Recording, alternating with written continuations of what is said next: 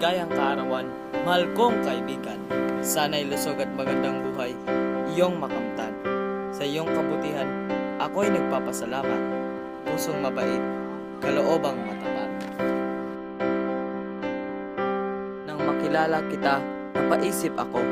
Akala ko ika'y mahambog at barumbado. Ngunit biglang napagtanto, mabait ka pala sa kaloob-looban mo.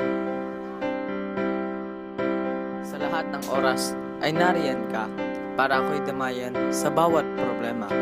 At dahil ngayon, ang iyong kaarawan, bibigyan kita ng regalo ng kaligayahan. Sa pagtatapos ng aking tula, babatiin kita muli.